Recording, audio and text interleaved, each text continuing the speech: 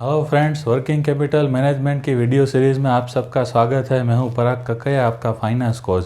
Friends, आज के इस वीडियो में हम सीखेंगे कि हमारे बिजनेस में जो कैश फ्लो प्रॉब्लम्स का वन ऑफ द रीज़न ये होता है कि जब हम हमारे कस्टमर को उसकी लिमिट से ज़्यादा माल बेच देते हैं तो वो हमारे बिजनेस में कैश फ्लो प्रॉब्लम क्रिएट करता है। तो फ्रेंड्स, आज के वीडियो में हम ये सीखेंगे कि हम हमारे कस्टमर को उधारी में माल क्यों बेचते हैं, उसका हमारे बिजनेस पे क्या इम्पेक्ट होता है और हमारे कलेक्शन को स्पीड अप करने के लिए हमें क्या करना चाहिए। तो सबसे पहले हम हमारे कस्टमर को उधारी में माल क्यों बेचते हैं। तो फ्रेंड्स, हम हमारे सेल्स को शॉर्ट टर्म में बढ़ाने के लिए ज़्यादातर हम हमारे कस्टमर को उधारी में माल बेचते हैं।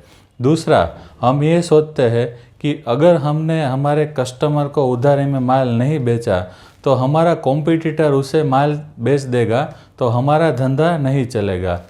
तो फ्रेंड्स, जब हम हमारे कस्टमर को उधारी में उसकी लिमिट से ज़्यादा अमाउंट में माल देते हैं या उसका जो पर्टिकुलर टाइमिंग पीरियड है वो तो टाइमिंग पीरियड से ज़्यादा उधारी में माल देते हैं, तब कई बार ऐसा होता है कि हमारा पेमेंट नहीं आता और जब जितना ज़्यादा लेट पेमेंट होता है तो वो पेमेंट नहीं आने के चांसेस बढ़ जाते हैं। तो फ्रेंड्स, हम जो हमारे कस्टमर को उधारी में माल देते हैं और उसका टाइम टू टाइम पेमेंट नहीं आता या पेमेंट कभी भी नहीं आता तो उसका हमारे बिजनेस पे क्या असर होता है। तो सबसे पहला असर ये होता है कि जो बिज़नेस ओनर होता है उसको जब भी अपने बिजनेस में से पैसा विड्रॉ करने की ज़रूरत पड़े तो वो पैसा विड्रॉ नहीं कर पाता। दूसरा, अच्छे एम्प्लॉई जब उसका सैलरी या बोनस टाइम पे ना मिले तो वो छोड़ के चले जाते हैं। तीसरा, जब भी हमें हमारे बिजनेस में नई मशीनरी या लॉन्ग टर्म इन्वेस्टमेंट में पैसों की ज़रूरत पड़े तो वो हम नहीं कर पाते और हमारी बिजनेस के जो मार्केटिंग अटेम्प्ट्स है वो भी स्टॉप हो जाते हैं। उसके बाद हम हमारे एम्प्लॉय की सैलरी का इंक्रीमेंट नहीं कर पाते और उसको बोनस का पेमेंट नहीं कर सकते।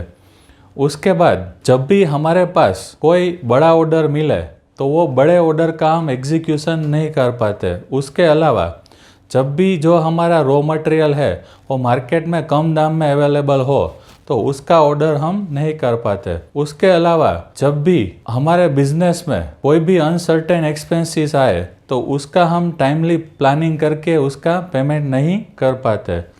तो फ्रेंड्स, तो हमारे बिजनेस में जब हम ज़्यादातर उधारी में माल बेचते हैं तब उसका हमारा बिजनेस और हमारी कंपनी और ओवरऑल इकोनॉमी पे नेगेटिव इम्पैक्ट होता है। फ्रेंड्स, जब हम हमारे कस्टमर को उधारी में माल बेचते हैं तो उसकी जो कलेक्शन प्रोसेस है उसको स्पीड अप करने के लिए हमें क्या करना चाहिए। तो सबसे पहले जब भी हम हमारे कस्टमर को उधारी में माल बेचते हैं तो उसका टर्म्स एंड कंडीशंस डिसाइड करना चाहिए। उसके बाद हमें हमारे बिजनेस की क्रेडिट कंट्रोल पॉलिसी बनानी चाहिए जिसको हमें स्ट्रिक्टली एंड ऑनेस्टली फॉलो करना चाहिए। और जब भी हम हमारे कस्टमर को उधारी में माल बेचें तो उसका इन्वॉइस इमीडिएटली इश्यू होना चाहिए और वो कोई कस्टमर हमसे अपडेटेड इन्वॉइस की डिमांड करे तो हमें इमीडिएटली इश्यू करना चाहिए और हमें हमारे कलेक्शन का टाइमली फॉलोअप लेना चाहिए। और हो सके तो हमारा जो कलेक्शन स्टाफ है और हमारा सेल्स एंड मार्केटिंग स्टाफ है वो दोनों अलग अलग होने चाहिए। और हमारे बिजनेस में हमें कभी भी ऐसा नहीं सोचना चाहिए कि हमें हमारे धंधे को चलाने के लिए उधारी में माल तो बेचना ही पड़ेगा तो ही हमारा बिजनेस चलेगा। और सबसे ज़्यादा इम्पोर्टेंट फ्रेंड्स, कि हमें हमारे कस्टमर को जब पहली बार हम उसको उधारी में माल बेचते हैं तो हमें उसका क्रेडिट या मार्केट रेफरेंस उसका चेक करना चाहिए। तो फ्रेंड्स, हम में से कई सारे लोगों ने बैंक में से लोन लिया होगा। तो बैंक क्या प्रोसेस फॉलो करती है कि सबसे पहले हम लोन लेने के लिए एप्लीकेशन फॉर्म फिलअप करते हैं और बैंक को KYC documents income documents, financial statements, audit report, ये सारे डॉक्यूमेंट उसको सबमिट करते हैं। उसके बाद बैंक हमारे रेसिडेंस एंड ऑफिस पे वेरिफिकेशन होता है। उसके बाद बैंक का ऑफिसर हमसे हमारे बिजनेस की सारी डिटेल्स कलेक्ट करता है और हमारे घर के और ऑफिस पे मोबाइल पे भी हमारा टेली वेरिफिकेशन होता है। उसके बाद कई दिनों तक हमारे जो डॉक्यूमेंट्स है उसका एनालिसिस होता है और वो सारी प्रोसेस कंप्लीट होने के बाद हमें हमारी लोन का स्टेटस हमें मालूम पड़ता है।